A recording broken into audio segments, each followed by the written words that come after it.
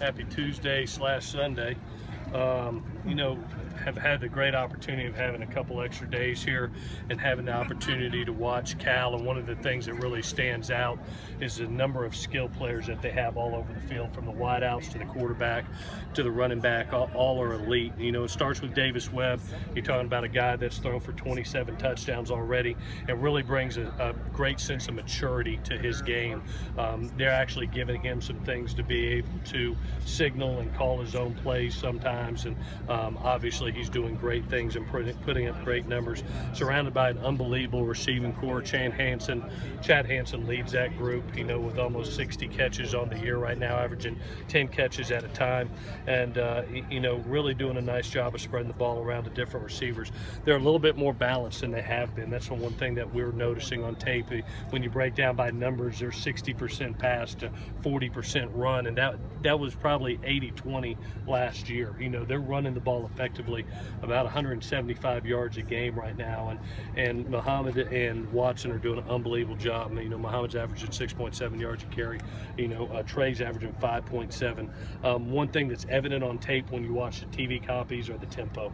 I mean, they're averaging 87 plays a game. They just set the FBS record with 118 plays in one game.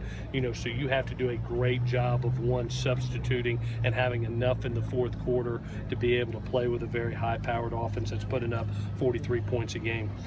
Defensively, they've changed a little with their Oregon game. We'll see how they are. Played a lot more man coverage, a lot more loaded box. Obviously, Oregon is a good run team. Could have been for that, or could have been Oregon State. You know, the game before, where Oregon State put up a lot of rush yards. We'll have to see where they're at with that.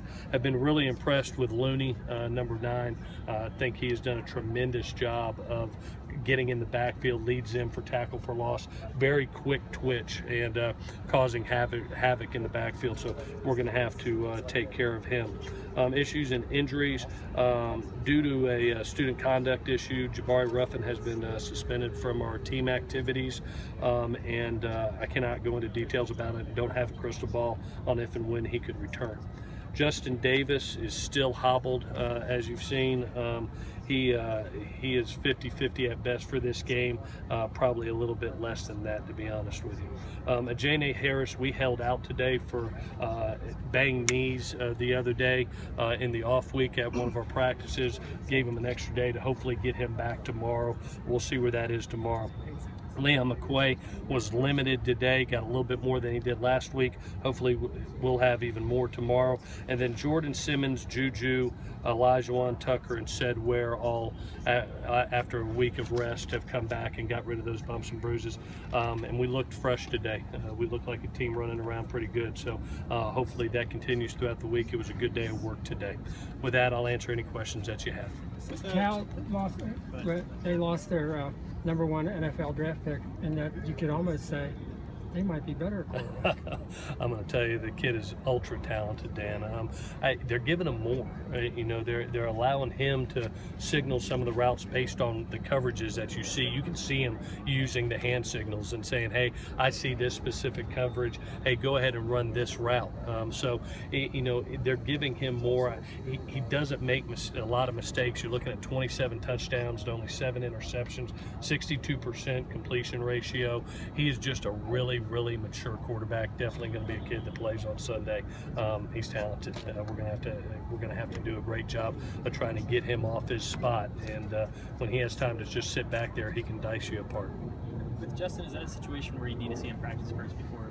I would say, yeah, definitely. You know, especially at that position, Zach. I think it's one of those things that, with running backs and wideouts, in my experience, you got to feel right. You got to be 100%, and you know, right now just doesn't look it. So we'll get later in the week, see if he can go. If not, then I'll let you know by Wednesday or Thursday where exactly we're at. Justin has made himself a nice pass catching target. Yeah. With him out, did that change the way you use the running backs at all in the passing game on Saturday?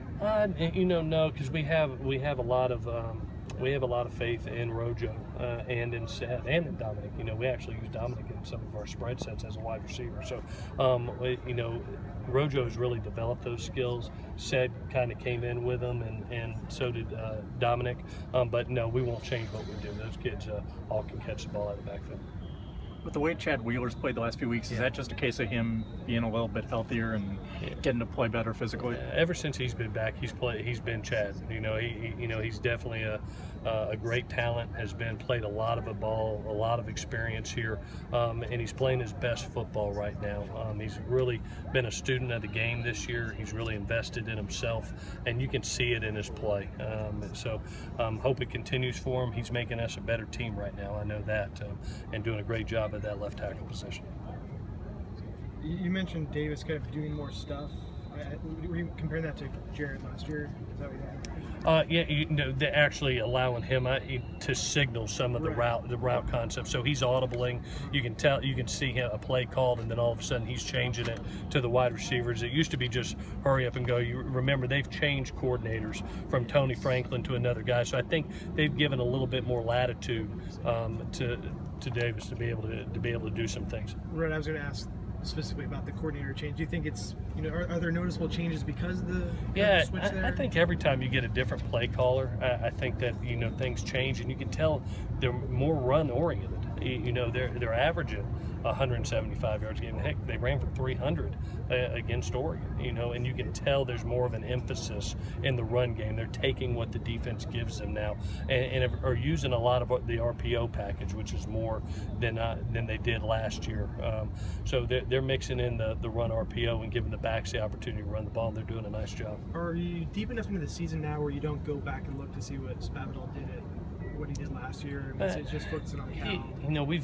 When you get into game 8, you have a lot of background of who they are. You kind of have dictated. You've kind of formed your identity as an offense. You look back a little bit for trick plays and things like that, but when you look at them over 8 games, you can see what they are right now. They're good at what they're doing. They're an RPO, drop back, quick game team, and they do a great job of it. Does it help? You got the next 2 teams played one another the other Friday night. Oh yeah, it was wonderful.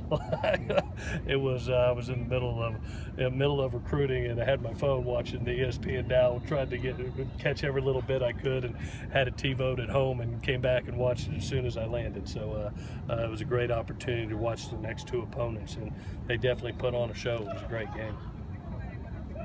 How has this bye week helped the team recover and prepare for this coming game? I think it gave us some much needed rest. Anytime you go 7 games straight, and you're going to get some bumps and bruises, and I can just see them running around today. They're fresh. They're bouncing great energy, great juice. That comes from being 1 game out of first place in the South, and getting some rest. You're in contention, and you feel a little bit fresher, and you got a Thursday night game that everybody's going to be watching. So it's an exciting time right now. We're looking forward to it. How closely were you monitoring the Utah and Colorado scores while you're out recruiting? With the truth? Very closely. I was game planning as well as having a couple TVs on, and cheering loud for their opponents. Are you getting to the point where you just decided, instead of all that worrying about 3-way ties and blah blah blah, you just say, hey, we got to win out, and not anything else? It's just us, and I agree, Dan. I mean, when you look at it, if you can do your job and do it 1 week at a time, and you look up, and if you do win out, you're 7-2, and that's won the league every year since it's been created. This playoff between us in our league. So, we got to just worry about ourselves, and it starts with Cal, who's 4-3 and fighting for their own victory. That's good. All righty, guys.